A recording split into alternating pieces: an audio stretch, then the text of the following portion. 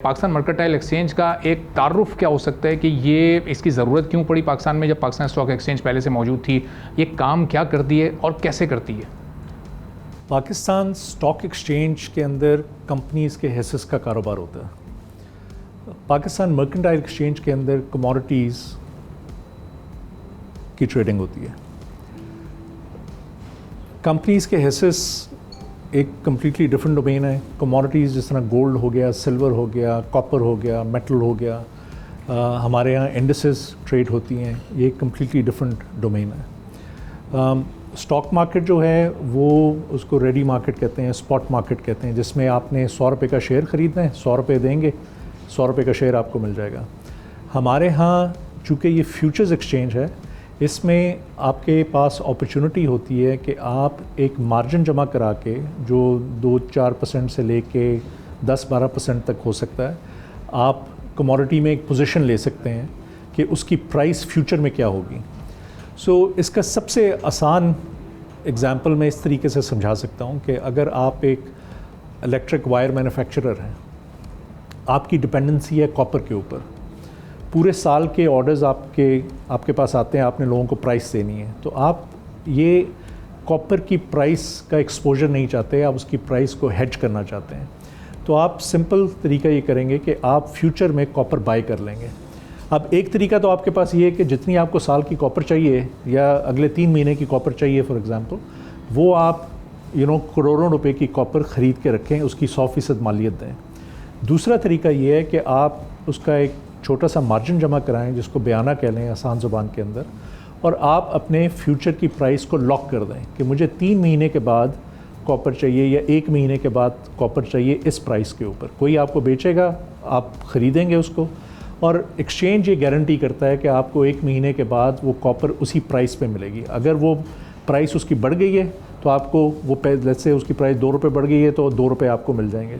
अगर उसकी प्राइस घट गई है तो आपको, जिसने आपको बेचा है, उसको 2 रुपये देने पड़ेंगे। हम आसान बना देते हैं कि एक सिंपल सी मोबाइल ऐप के ज़रिए आप एक्सचेंज के ऊपर जितनी मालियत का चाहें सोना ख़रीद सकते हैं। हम आपके बिहाफ पे वो सोना प्रोक्योर करते हैं, उसकी टेस्टिंग करते हैं, उसको सिक्योरली ट्रांसपोर्ट करके बैंकों के वॉल्ट्स के अंदर महफूज करते हैं, उसकी 100% वैल्यू की इंश्योरेंस करते हैं, और जब आपका दिल चाहे एक्सचेंज के ऊपर ही वो आप सोना बेच सकते हैं।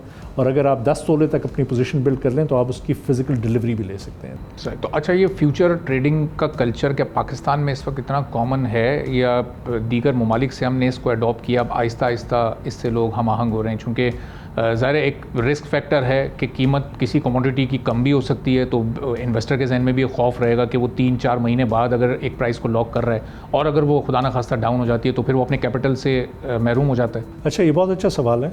दुनिया भर में फ्यूचर्स एक्सचेंजेस के ऊपर बहुत ज़्यादा कारोबार होता है कंपेयर टू स्पॉट एक्सचेंज, जो रेडी एक्सचेंजेस होते हैं। हमारे यहाँ भी, आपको शायद आपके लिए आपको ये सुन के हैरत हो, इस वक्त हमने इस साल में 10 खरब से ज़्यादा का काम कर लिया इधर पाकिस्तान मर्केंटाइल एक्सचेंज के ऊपर। अगर मैं एवरेज तकरीबन निकालूँ इस साल की एवरेज डेली वॉल्यूम क्या होगा, तो तकरीबन 50 से 60 अरब डेली का वॉल्यूम होगा जो इस एक्सचेंज के ऊपर है। लेकिन ये वॉल्यूम अभी भी बहुत कम है कंपेयर टू जो असल पोटेंशियल है इस एक्सचेंज का, और उसकी रीज़न ये है कि हमारे पास टोटल मिला के अभी तक तकरीबन 60,000 के करीब अकाउंट्स हैं। ख़रीदने वाला और बेचने वाला जो है वो एक्सचेंज पे डिपेंड करता है कि हम दोनों पार्टीज़ की सेटलमेंट कराएंगे, और ये एक्सचेंज ज़िम्मेदारी लेता है। अगर एक्सचेंज के ऊपर एक ट्रेड कॉन्सुमेट हुई है, उसकी सेटलमेंट की ज़िम्मेदारी हमारी है।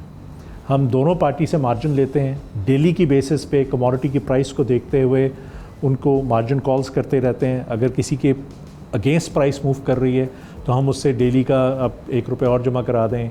किसी दिन अगर उनके फेवर में चली गई तो उनको वापस कर दिए पैसे। तो ये सारा एक sophisticated technology driven risk management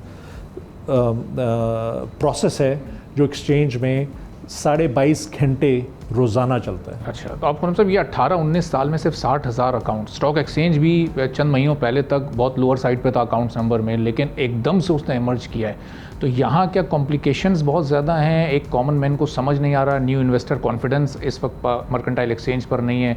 इन 60,000 में भी ज़्यादातर वही लोग होंगे जो या तो कॉर्पोरेट किंग्स होंगे या बिजनेस कम्युनिटी से ताल्लुक़ रखते होंगे या फिर जो स्टॉक एक्सचेंज में ऑलरेडी ट्रेडिंग कर रहे हैं। तो इसका मतलब नए आने वालों को शायद इतना इल्म ही नहीं है कि ये कोई एक्सचेंज भी है, ये काम भी कर रही है, इसमें भी इतनी प्रॉफिटेबिलिटी है। देखिए, इसके दो रीज़न्स हैं मुझे। एक तो बिल्कुल आपने बजा फरमाया, अवेयरनेस का फुकदान है। बहुत से लोगों को नहीं पता कि एक्सचेंज एग्जिस्ट करता है, इस पे ऑपरेट कैसे करना है, इससे पैसे कैसे कमाने हैं। लेकिन एक और जो बहुत बड़ा रीज़न है, हमारा जो अकाउंट ओपनिंग प्रोसेस है, जो फॉर्मेलिटीज़ हैं एक रेगुलेटेड एक्सचेंज के ऊपर अकाउंट खोलने की और बैंक टू बैंक ट्रांजैक्शंस करने की, KYC की, AML, CFT की जो रिक्वायरमेंट्स हैं उनको पूरा करना बहुत आसान नहीं है। तो हम कोशिश तो बहुत कर रहे हैं, हमारा रेगुलेटर SECP बहुत कोशिश कर रहा है कि ये इस प्रोसेस को आसान से आसान तर बनाया जाए। हमने अभी सहूलत अकाउंट्स लॉन्च किए हैं रिसेंटली। सहूलत अकाउंट में आप बेसिकली अगर आपके पास एक शनाख्ती कार्ड है तो उससे और साथ 2-4 नाम, number, phone number, email address वगैरह आप जमा करवा के आप बड़ी आसानी से चंद मिनट के अंदर अकाउंट खोल सकते हैं। लेकिन इसमें इन्वेस्टमेंट भी लिमिटेड होगी या ये भी अनलिमिटेड? सहूलत अकाउंट में लेकिन इन्वेस्टमेंट लिमिटेड होगी। इस वक्त 10 लाख की लिमिट है। हमने SECP को दरख्वास्त की है कि इसको बढ़ा के 30 लाख कर दिया जाए, इंशाल्लाह वो भी हो जाएगा। लेकिन उसमें सहूलत अकाउंट में जो एक रिस्ट्रिक्शन है और जो मेरे ख़्याल में वो बहुत ज़रूरी है आम रिटेल इन्वेस्टर को प्रोटेक्ट करने के लिए, वो ये है कि उस पर मार्जिन की रिक्वायरमेंट 100% है। तो अगर आपने गोल्ड ख़रीदना है या सिल्वर ख़रीदना है या कॉपर ख़रीदना है या आपको शायद ये पता ना हो, पाकिस्तान के अंदर रह के आप नैस्डैक के अंदर इन्वेस्ट कर सकते हैं, डाउ जोन्स के अंदर इन्वेस्ट कर सकते हैं, S&P 500, जी बिल्कुल, PMX के अंदर, S&P 500 के अंदर इन्वेस्ट कर सकते हैं, निके के अंदर इन्वेस्ट कर सकते हैं। जो ग्लोबल इंडेक्सेस हैं ये सेफ़ प्रोडक्ट्स हैं क्योंकि इंडेक्स होती है, बहुत सारे स्टॉक्स को मिला के इंडेक्स बनती है। लेकिन रुपीस के अंदर अगर आपने इनमें इन्वेस्ट करना है या इनमें पोजीशन लेनी है तो आप PMX के ऊपर ले सकते हैं। बहुत सारे लोगों को ये बात पता नहीं है। सही। अच्छा, अभी गोल्ड और सिल्वर का आपने जिक्र किया, काफ़ी टाइम के लिए सिल्वर पर पाबंदी रही PMX की तरफ से और अब वो रिसेंटली उसको ख़त्म किया गया। इसकी क्या वजूहत थी? जब आपकी एक कमोडिटी है और उस पर आप पाबंदी लगा देते हैं तो उसका क्या क्राइटेरिया होता है? अच्छा, पाबंदी नहीं रही। सिल्वर को हमने client to client trading mode में कर दिया था। अच्छा, उसमें होता ये है कि PMX दरमियान से निकल गया? नहीं, PMX था, लेकिन क्लाइंट एक आएगा बेचने वाला, अगर उसी वक्त उसी कीमत का ख़रीदार हुआ तो ट्रेड होगी। ठीक है। नॉर्मली होता ये है कि हम एक्सचेंजेस के ऊपर लिक्विडिटी प्रोवाइडर्स के साथ अरेंजमेंट करते हैं जो कहते हैं कि हम हर वक्त बाय और सेल का ऑर्डर लगा के खड़े रहेंगे, ताकि अगर आप 12:03 के ऊपर ख़रीदने आए हैं तो कोई बेचने वाला उस वक्त है, अगर दूसरा क्लाइंट 12:07 पे बेचने आया है तो उस वक्त ख़रीदने वाला कोई है। अगर सिर्फ क्लाइंट टू क्लाइंट मोड में एक्सचेंजेस ऑपरेट करें तो लिक्विडिटी बहुत मुश्किल हो जाती है, क्योंकि एक ही टाइम पे कस्टमर का आना, दूसरे कस्टमर का आना, उनकी प्राइस मैच करना, उनका टाइम मैच करना मुश्किल हो जाता है।